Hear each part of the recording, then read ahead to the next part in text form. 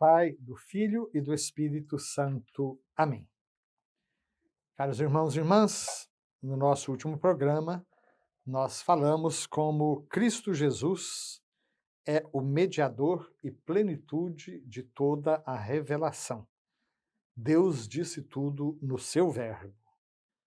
Muitas vezes e de muitos modos, Deus nos falou outrora aos nossos pais e profetas. Nesses dias que são os últimos, falou-nos por meio de seu Filho. Hebreus 1, de 1 a 2. Cristo, o Filho de Deus, feito homem, é a palavra única, perfeita e insuperável do Pai. Nele o Pai disse tudo, e não há outra palavra senão esta. E aí nós chegamos ao parágrafo número 66, 66. Não haverá outra revelação. Aqui o nosso catecismo começa citando mais um pequeno trecho da Dei Verbum, que é a Constituição dogmática do Concílio Vaticano II sobre a palavra de Deus, Dei Verbum, que diz o seguinte: a economia cristã, portanto, como aliança nova e definitiva, jamais passará. E já não há que esperar nenhuma nova revelação pública antes da gloriosa manifestação de nosso Senhor Jesus Cristo. Vejam, a economia cristã, já falamos sobre essa expressão. Economia não tem nada a ver com dinheiro, não tem nada a ver com finança. Economia é tudo aquilo que Deus fez ao longo da história com vistas à salvação da humanidade. Então, a economia cristã, ela, como aliança nova e definitiva, jamais passará. Houve várias alianças no Antigo Testamento. Aliança com Noé, aliança com Abraão, renovada com Isaac, com Jacó, depois aliança do Sinai, Josué, que insiste em renovar essa aliança com o povo, do povo com Deus, melhor dizendo, os profetas, Jeremias e Ezequiel, que falam de uma nova e eterna aliança, onde a promessa já não é mais a terra e a descendência, como eram as promessas feitas aos patriarcas, mas falam de uma aliança nova, de uma redenção radical, definitiva. Com Jesus acontece a nova e eterna aliança. E como aliança nova e eterna, essa aliança jamais passará. E não há que esperar nenhuma nova revelação pública antes da gloriosa manifestação de nosso Senhor Jesus Cristo. Que história é essa de revelação pública? Existem, na história da Igreja, as chamadas revelações privadas ou revelações particulares. Elas não fazem parte do depósito da fé.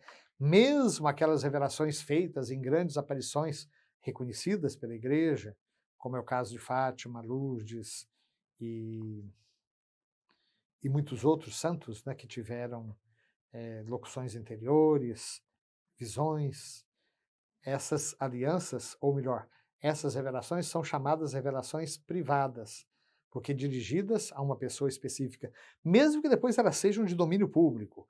O problema de ser revelação particular não significa que ela tenha que ser feita apenas no segredo do coração, como todo místico, né, anseia pela voz do Senhor que lhe fala ao coração, e que lhe fala inclusive através da Bíblia, através dos acontecimentos. Essas revelações particulares, elas são chamadas assim porque elas não têm a garantia de fazerem parte do patrimônio da fé, sendo destinadas, então, a todos os povos.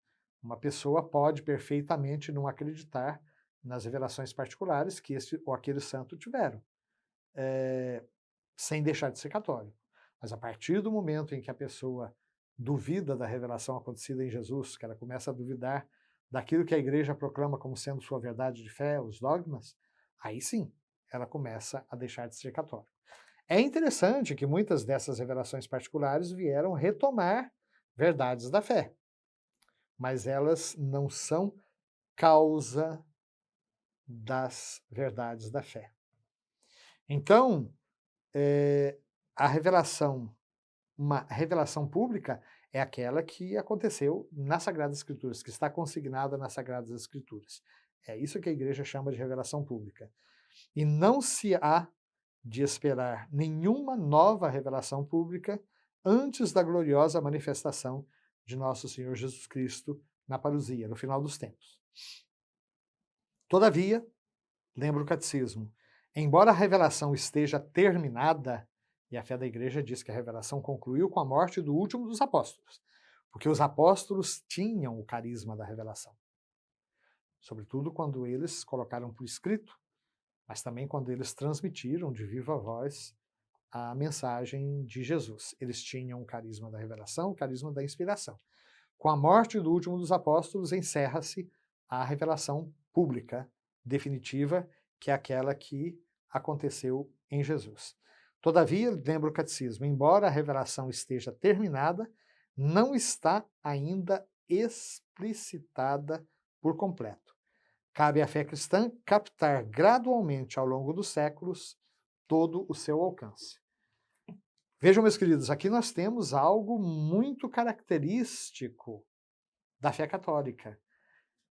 Existe a revelação que está fechada, mas existe o desenvolvimento do dogma.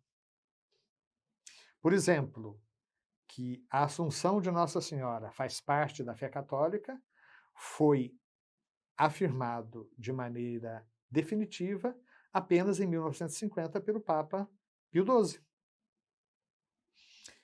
Então, antes não era verdade que Nossa Senhora tinha sido levada ao céu de corpo e alma? Era verdade, só que a igreja foi tomando consciência dessa verdade de maneira gradual. Um pensador francês da primeira metade do século XX, Maurice Blondel, ele dizia que a igreja passa do implícito vivido ao explícito conhecido.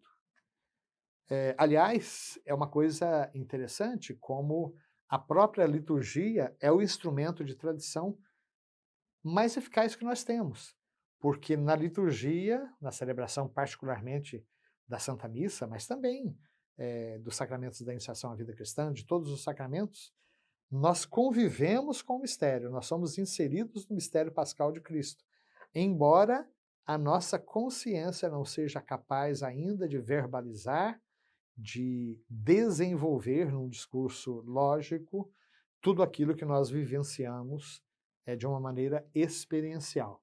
Então, nesse sentido, a fé da igreja vai sendo transmitida de maneira vivencial, mas a fé cristã ela vai captando gradualmente ao longo dos séculos todo o alcance da revelação.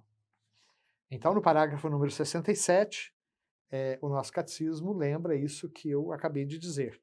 Ou seja, no decurso dos séculos, houve revelações denominadas privadas, algumas delas, inclusive, reconhecidas pela autoridade da igreja, mas elas não pertencem ao depósito da fé. A função delas não é melhorar nem completar a revelação definitiva de Cristo, mas ajudar a viver dela com mais plenitude em determinada época da história. Guiado pelo magistério da igreja, o senso dos fiéis sabe discernir e acolher o que nessas revelações constitui um apelo autêntico de Cristo ou dos seus santos à igreja. Creio que esses ensinamentos são para nós bastante preciosos. Então peçamos sempre de novo a nossa Mamãe do Céu que nos acompanhe nessa nossa caminhada, que o Espírito Santo vá moldando sempre mais nossa mente e o nosso coração para acolhermos a palavra de Deus. Amém.